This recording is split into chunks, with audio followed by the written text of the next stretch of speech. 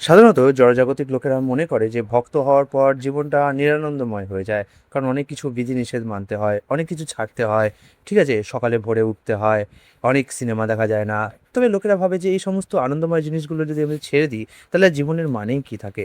কিন্তু এটা সত্যি নয়। বিশ্বাস করুন, আমি এটা বলতে পারছি জোর দিয়ে, কারণ আমি এই দুটো জীবনেই একদম কাছাকাছি দেখেছি। ১ম জীবনে আমি অভক্ত ছিলাম এবং যত রকম জড়জাগতিক আনন্দ তার মধ্যে লাভ করা যায়, সে সবকিছুই আমি লাভ করেছিলাম। কিন্তু তারপরেও আমি সেই জীবনে তুষ্টি পাইনি। আপনি যখন জল খান, মানে জল তেষ্টা পায়, তখন আপনি খেয়াল করে দেখবেন সেই জল তৃষ্ণা পেলে আপনি যদি কোকা কোলা বা অন্যরকম কোনো ড্রিঙ্ক খান, তাহলে হয়তো আপনার আনন্দ আসবে। কিন্তু তুষ্টি বা তৃপ্তি হবে না। ঠিক একইভাবে আমরা জড়জগতে যা কিছুই করি না কেন, তাতে হয়তো আমরা কিছু আনন্দ পেতে পারি। কিন্তু তৃপ্তি বা আল্টিমেট যে আনন্দ, সেটা আমরা কখনোই লাভ করব না। আরেকটা বিষয় হচ্ছে, জড়জাগতিক যতই আনন্দ আমরা লাভ করি না কেন, সেটা ক্রমহাস্যমান, নট ক্রমবর্ধমান। অর্থাৎ সেই আনন্দ কিছুদিন পরে ম্লান হয়ে যাবে। উদাহরণ হিসাবে আপনি হয়তো এই মাধ্যমিকে ফার্স্ট হয়েছেন, কিন্তু সেই আনন্দ আপনার সারা জীবন থাকবে না। বড়জোর ১-২ মাস থাকতে পারে। কিন্তু এমন নয় যে প্রতি মাসে মাসে আপনার সেই আনন্দ থাকবে এবং বাড়তেই থাকবে। বা আপনি ৳১,০০,০০০ পেয়েছেন বা ৳২,০০,০০০ পেয়েছেন। তো জড়জাগতিক আনন্দর এই হচ্ছে স্বভাব যে এরা ক্রমহাস্যমান এবং এদের বর্ধিত করার কোনো সুযোগ নেই এবং এদের লাভ করতে গেলে প্রচুর পরিশ্রম করতে হয়।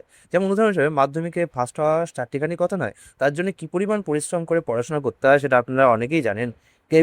একইভাবেই ব্যবসা করা বা ব্যবসা থেকে লাভ করা বা ৳১,০০,০০০ রোজগার করা, এগুলো যে খুব সাধারণ কথা তা নয়। এগুলোর জন্য প্রচুর দিনরাত পরিশ্রম করতে হয়। সুতরাং জড়জাগতিক আনন্দের মধ্যে এই দুটো ত্রুটি লক্ষ্য করা যায়। ১, এই আনন্দ কিছুকাল লাভ করার পরে সেটা নষ্ট হয়ে যায়। অর্থাৎ বেশিদিন থাকে না। অর্থাৎ এটা অনিত্য। ২, এই আনন্দ লাভ করার জন্য যে পরিমাণ কষ্ট স্বীকার করতে হয়, তার তুলনায় আনন্দ খুবই কম। আপনি যদি কোনো ব্যবসাতে ৳১,০০,০০০ ইনভেস্টমেন্ট করেন এবং তার তুলনায় পায়েন যদি হচ্ছে মাত্র ৳১,০০০, তাহলে সেটা কি গুড রিটার্ন অফ ইনভেস্টমেন্ট হলো? ঠিক তেমনই জড়জাগতিক আনন্দে যে পরিমাণ খাটনি আপনি করেন, সেই পরিমাণ খাটনির তুলনায় আপনি কতদিন আনন্দ পান? উদাহরণ হিসেবে মাধ্যমিকের কথাই ধরুন না কেন? মাধ্যমিকের পড়াশোনা করার জন্য আপনাকে ছোটবেলা থেকে পড়াশোনা করতে হয়েছে। ওই এমন নয় যে আপনি ওই ১ বছর পড়াশোনা করছেন সেটাকে গ্রাহ্য করবেন। ছোটবেলা থেকে পড়াশোনা করে অত ১০ বছর পরে আপনি মাধ্যমিকের ওই পর্যায়ে পৌঁছেছেন। আচ্ছা ঠিক আছে, ধরে নিন আপনি ১ বছরই পড়াশোনা করেছেন। তাও ১ বছরের পড়াশোনার আনন্দ মাত্র আপনার ২-৩ দিন থাকে, তার বেশি থাকে না। সুতরাং আপনি নিজেই বুঝতে পারছেন যদি বুদ্ধিমান হন যে কিভাবে এই আনন্দগুলো আমাদেরকে প্রতারণা করে। কিন্তু ভক্তি এরকম নয়। ভক্তি খুবই সিম্পলেস্ট উপায়ে এই আনন্দ আমাদের এনে দেয়।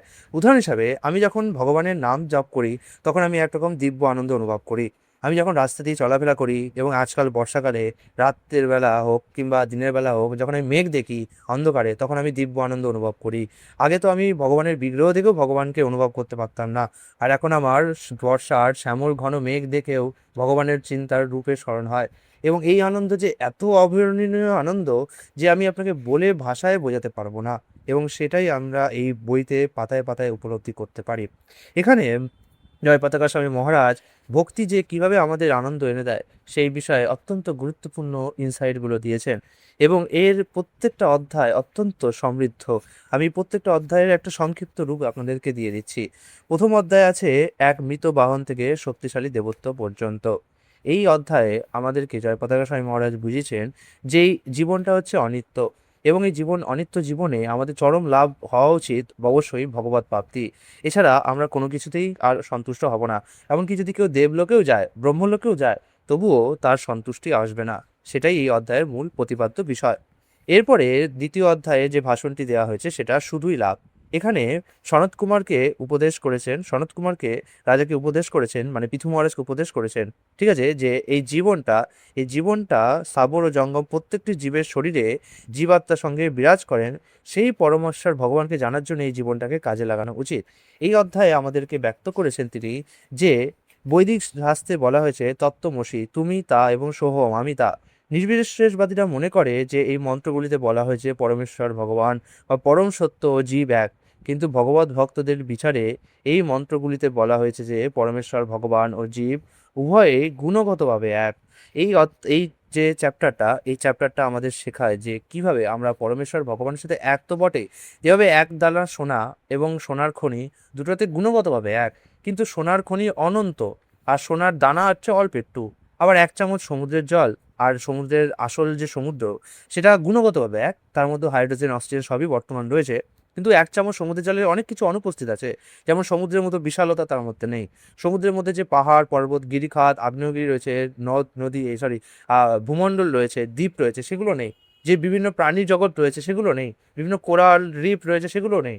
সমুদ্রের মধ্যে যে বিশালতা রয়েছে, যে মণিমুক্ত রয়েছে, সেগুলো নেই। তো 1 চামচ সমুদ্রের জল অবশ্যই গুণগতভাবে সমুদ্রের সাথে সমান হলেও তাদের মধ্যে পার্থক্য আছে হচ্ছে আয়তনগতভাবে বা পরিমাণগতভাবে। ঠিক একইভাবে আমরা ভগবানের শক্তি, আর শক্তি হওয়ার কারণে আমাদের মধ্যে ভগবানের কিছু অংশের সাদৃশ্য দেখা যায়। যেমন ভগবানও সৃষ্টি করতে ভালোবাসেন, আমরাও সৃষ্টি করতে ভালোবাসি। ভগবান ভালোবাসেন মানুষকে, ভগবান প্রত্যেকটা জীবকে ভালোবাসেন, সবাইকে ভালোবাসা দান করতে, প্রেম দান করতে ভালোবাসেন, এবং আমাদের মধ্যে এটা রয়েছে। তো গুণগতভাবে আমরা ভগবানের সাথে সাদৃশ্যমান, কিন্তু আয়তন বা পরিমাণগতভাবে আমরা ভগবানের থেকে আলাদা। এটাই এই দ্বিতীয় অধ্যায়ের প্রতিপাদ্য বিষয়। তৃতীয় অধ্যায়ে আমরা পাচ্ছি পরমেশ্বর ভগবান এই শরীরের ভিতর কার্য ও কারণের সাথে একাগ্রীভূত হয়ে নিজেকে প্রকাশ করেন, কিন্তু যিনি বিবেকের দ্বারা মায়াকে অতিক্রম করেছেন এবং যার ফলে রজ্জুকে সর্প বলে মনে করার ভ্রম দূর হয়, তিনি বুঝতে পারেন যে পরমাত্মা চিরকাল জড় সৃষ্টির অতীত এবং তিনি বিশুদ্ধ অন্তরঙ্গা শক্তিতে অবস্থিত। এইভাবে ভগবান সমস্ত জড় কলুষের অতীত এবং কেবল তারই শরণাগত হওয়া উচিত। এই অধ্যায়ের মূল প্রতিপাদ্য বিষয় হচ্ছে যে মায়াবাদীরা অনেক সময় বলেন যে পরমেশ্বর ভগবান হচ্ছেন সত্য, কিন্তু তারা তাদের রূপকে মানতে চায় না। তারা বলে ব্রহ্ম সত্য, জগৎ মিথ্যা। তুমি আসলে এই জগৎটাকে যে দেখছো, এটা হচ্ছে দড়ি দেখলে অনেক সময় মনে হয় না যে সাপ, কিন্তু এটা হচ্ছে সেরকম। অর্থাৎ এই জগৎটা হচ্ছে মিথ্যা মাত্র, ভ্রম মাত্র, দড়িকে সাপ মনে করার মতো। সেখানেই আমরা বৈষ্ণবরা বলি যে দড়িকে দেখেও ঠিক আছে সাপ না হয় মনে করলাম, কিন্তু কোথাও না কোথাও সাপ তো রয়েছে। যদি আমি সাপ নাই দেখে থাকি, আমি যদি সেই সাপের ব্যাপারে নাই জেনে থাকি, তাহলে দড়িকে আমি সাপ কিভাবে মনে করব? ঠিক একইভাবে এই জগৎটা ভ্রম মাত্র, এই জগৎটা ভ্রম মনে হয়, ঠিক কথা, কিন্তু কোথাও না কোথাও নিশ্চয়ই বাস্তব কোনো জগৎ রয়েছে, যে জগতের ছায়া এটা। তবেই তো সেই জগতের ফলে এই জগৎটাকে আমার ভ্রম মনে হচ্ছে। তাহলে আমি কি করে এটাকে মানছি? ঠিক একইভাবে এটাও বেদে বলা হয়েছে যে এই জগৎটা বাস্তবিক যে পরমেশ্বর ভগবানের যে চিন্ময় জগৎ তার ছায়া। যেভাবে যখন কোনো পুকুরের পাশে কোনো গাছপালা থাকে, সেই গাছের ছায়া পুকুরের জলে পড়ে, সেই ছায়া এবং পুকুরের পাশে যে গাছ, দুটোই কিন্তু প্রায় একই রকম দেখতে, ঠিক আছে? কিন্তু তা সত্ত্বেও পুকুরের যে ছায়া গাছ, সেই ছায়া গাছের মধ্যে সেই আসল গাছের মতো সজীবতা নেই, আসল গাছের মতো ফল ফুল সেগুলো প্রাপ্তির উপায় নেই, ঠিক আছে? তেমনি এই জগৎটা হচ্ছে চিন্ময় জগতের ছায়া। চিন্ময় জগতের বৈশিষ্ট্য তো মানে বলে বোঝানো যাবে না, অনেক অনন্ত বৈশিষ্ট্য আছে। তবুও কিছু কিছু উদাহরণ দেওয়া যায়। যেমন চিন্ময় জগতে সব কিছু লিভিং। এই যে আমরা শুনি না নদীতে গঙ্গা দেবী, চিন্ময় জগতে প্রত্যেকটা জিনিসই লিভিং। ওখানে নদীদেরও প্রাণ আছে, পাথরেরও প্রাণ আছে, যেমন গোবর্ধন পর্বত তারও প্রাণ আছে। এমনকি সেখানকার প্রত্যেকটা ধূলি কণা বাতাস প্রত্যেকটার মধ্যে সজীবতা বর্তমান। কিন্তু জড়জগতে সেরকম না। জড়জগতে পাথর নদী এই ধরনের জিনিসগুলো আমরা একদম মানে কি বলবো স্থাবর হিসাবে দেখি, মানে জঙ্গম হিসাবে দেখি, ঠিক আছে? তো এই ধরনের জিনিস জড়জগতে বর্তমান। উদাহরণ হিসাবে যেমন একটা নদীতে যখন কোনো কিছু ছায়া পড়ে, তখন সেই ছায়াতে আসল যে জগৎ তার সব ছবি দেখা যায়। কিন্তু আসল জগতে সব কিছু লিভিং। যেমন যে গাছটার কথা বললাম, সেই গাছটা কিন্তু জীবন্ত, কিন্তু এই ছায়াটা যেটা পড়ছে ছায়াটা জীবন্ত নয়, ঠিক আছে? শুধু এই জড়জগতে একটা বৈশিষ্ট্য হলো এই জড়জগতের মধ্যে যে জীবাত্মা রয়েছে, সেই জীবাত্মা একমাত্র চিন্ময়। এই জন্য এই জড়জগতে সব কিছু পরিবর্তনশীল। আমাদের শরীর পরিবর্তনশীল, ধন বাড়ি গৃহ সব কিছু পরিবর্তনশীল। কিন্তু যে জীবাত্মা রয়েছে, সে চিন্ময় হওয়াতে সে কিন্তু পরিবর্তনশীল নয়। সে হয়তো দেহের মধ্যে অবস্থান করার কারণে মনে করতে পারে যে আমি পরিবর্তিত হচ্ছি, কিন্তু অ্যাকচুয়ালি কিন্তু সে পরিবর্তন হচ্ছে না। যেমন আমার এই শরীরটা ছোটোবেলায় একরকম ছিল, বড়বেলায় আরেক রকম আছে, এবং ভবিষ্যতে অন্যরকম হবে। কিন্তু তা সত্ত্বেও যখন আমি ছোটোবেলার এই শরীরে ছিলাম, আমি মনে করতাম আমি দেবপ্রিয়, এখনও মনে করছি আমি দেবপ্রিয়, পরবর্তীকালে আমি মনে করবো আমি দেবপ্রিয়। যদিও নামগতভাবে আমার এটা মনে করা উচিত নয়, কারণ তবুও আমি মনে করছি। সুতরাং ভেতরের যে আত্মা তার কোনো পরিবর্তন হয় না। চতুর্থ অধ্যায় আমাদের ব্যক্ত করেছে যে হে ভগবান শ্রীকৃষ্ণ, আমাদের রাজ্য এখন তোমার শ্রী পাদপদ্মে সুলক্ষণ চিহ্ন দ্বারা অঙ্কিত হয়ে শোভা পাচ্ছে, কিন্তু তুমি চলে গেলে তেমন আর শোভা পাবে না। এখানে লেখক আমাদের বলেছেন যে ভগবানের চরণে বিশেষ কিছু চিহ্ন রয়েছে, যেমন ধ্বজ, বজ্র, অঙ্কুশ, ছত্র, পদ্ম, চক্র। তো যারা জড়জগতে নিজেকে ভগবান বলে প্রমাণ করতে চান, তাদের পায়ে অবশ্যই এই চিহ্নগুলি থাকতেই হবে, ঠিক আছে? এমনকি চৈতন্য মহাপ্রভু, যিনি ভগবানের প্রচ্ছন্ন অবতার ছিলেন, তিনিও পর্যন্ত এই সমস্ত চিহ্নগুলি প্রদর্শন করেছিলেন। অ্যাকচুয়ালি তার চরণে তো রাধারানী এবং শ্রীকৃষ্ণ দুজনেরই চিহ্ন বর্তমান ছিল। তো এই জড়জগতে যদি কেউ নিজেকে ভগবান বলে প্রমাণ করতে চান, তাহলে তাকে অবশ্যই এই ধরনের চিহ্নগুলি দেখাতে হবে। যদি সেই চিহ্নগুলি সে তার পায়ে দেখাতে পারে, তাহলে তাকে আমরা ভগবান হিসেবে মেনে নেব। আর এই চিহ্নগুলি সবসময় ভগবানের চরণে থাকবে, এমন নন তিনি কোনো অবতার নিলেন এবং সেখানে থাকবে না, কিন্তু অবশ্যই তার চরণে এই চিহ্নগুলো সবসময় বাজানো থাকবে, ঠিক আছে? এছাড়াও এই চ্যাপ্টারে আরও অনেক তত্ত্ব আলোচনা করা হয়েছে, যেগুলো আমি দাগিয়ে রেখেছি, যেগুলো আপনি একটুখানি পজ করে হয়তো দেখতে পারেন। এরপরে যে চ্যাপ্টারটা রয়েছে, সেটা হচ্ছে ঐতিহ্যের যুক্তিশালী ব্যাখ্যা। এখানে লেখক একটা খুব সুন্দর কথা বলেছেন যে আমাদের কখনোই কোনো ঐতিহ্যকে তার বিষয়বস্তু সম্পর্কে না জেনে গ্রহণ করা উচিত নয়, অর্থাৎ এটা অন্ধবিশ্বাস। তিনি এখানে একটা সুন্দর একটা গল্পর কথা বলেছেন যে একবার এক বিয়েবাড়িতে একটা বিড়াল খুব উৎপাত করছিল। তো কনে পক্ষের মা কি করলেন, সেই বিড়ালটাকে ঝুড়ি চাপা দিয়ে রাখলেন যাতে সে উৎপাত করতে না পারে। কনে সেটা দেখে নিল এবং যখন সেই কনে একসময় বয়স হলো, তার ছেলের বিয়ে আসলো, তখন তিনি খুবই উদ্বিগ্ন হলেন। কেন? কারণ বিড়াল খুঁজে পাওয়া যাচ্ছে না। বিড়াল খুঁজে পাওয়া যাচ্ছে না কেন? বিড়াল দিয়ে কি হবে? কারণ তিনি তার বিয়েতে দেখেছিলেন তার মা বিড়াল চাপা দিয়েছিল। তাই বিড়াল চাপা না দিলে বিয়ে সম্পন্ন হবে না, এই বিশ্বাস তার মনে বদ্ধমূল হয়ে গেছে। এটাকেই বলে হচ্ছে কোনো বিষয়ে কারণ না জেনে কোনো কিছুর ওপর অন্ধবিশ্বাস করা। এখানে লেখক এটাকে একদমই বলে দিয়েছে যে এটা করা উচিত নয়। আমরা যখনই কোনো কিছু বিশ্বাস করব, তার পিছনে যুক্তি কী সেগুলোকে আমাদের বোঝা উচিত। যেমন আমি একজন বিজ্ঞানসম্মত, বিজ্ঞান জানা ছেলে। আমি বিজ্ঞান পড়েছি। আমার মনে আমাকে সহজেই ভগবানকে এই ভগবদ্ধায় কি বলবো, এই ভগবত প্রেমে আনা সহজ ছিল না। কারণ আমি সব কিছুকে যুক্তি দিয়ে, তত্ত্ব দিয়ে প্রমাণ করার চেষ্টা করতাম। যদি কোনো কিছু আমার কাছে অযৌক্তিক মনে হতো, আমি সেটা গ্রহণ করতাম না। কিন্তু যত আমি শাস্ত্র গ্রহণ করেছি, প্রথম অবশ্যই আমার কিছু কিছু অযৌক্তিক মনে হচ্ছিল। কিন্তু যত আমি এর আরও গভীরে অধ্যয়ন করেছি, ততই আমার মনে হতে লেগেছে যে না, শাস্ত্রের মধ্যে যে যুক্তিগুলো আছে সেগুলো খণ্ডন করা এখনো পর্যন্ত বিজ্ঞানের কাছে সম্ভব নয়, এবং তার ফলেই আমি এই ভগবত পথে এসেছি। সুতরাং আমি বলবো যে যারা প্রকৃতই বিজ্ঞানী, যারা যুক্তি দিয়ে কিছু প্রমাণ করতে চান, তাদের অবশ্যই এই যুক্তির আশ্রয় গ্রহণ করা উচিত। কিন্তু কিছু কিছু ক্ষেত্রে যুক্তি খাটে না। যেমন উদাহরণ হিসাবে, যখন কেউ জলের তলায় থাকে, তখন সে জলের তলা থেকে প্রমাণ করতে পারবে না বাতাস কী। তাকে অবশ্যই জলের ওপরে আসতে হবে, তবেই প্রমাণ করতে পারবে। ঠিক একইভাবে পরমেশ্বর ভগবান এই জড়জগতের অতীত। সুতরাং যুক্তি হোক, তর্ক হোক, বা যত জড়জগতের নলেজ হোক, সব একটা সীমাবদ্ধতা হলো, সে সব কিছুই জড়জগতের মধ্যে রয়েছে। সুতরাং ভগবানকে এইসব দিয়ে ব্যাখ্যা করা যায় না। এটা হচ্ছে ভগবান ইললজিক্যাল না, ভগবান ট্রান্সলজিক্যাল, অর্থাৎ লজিকেরও বাইরে রয়েছেন। সুতরাং আমরা কিভাবে বুঝবো ভগবান আছেন কিনা? এটা অনুভবভাবে বুঝবো। যেমন আমরা আমাদের মন আছে কিনা, আমাদের বুদ্ধি আছে কিনা, এগুলো আমরা যুক্তি দিয়ে ব্যাখ্যা করতে পারি না। এগুলো কিছুটা কিছুটা অনুভব এবং কিছুটা সাক্ষ্য প্রমাণের মাধ্যমে দেখি।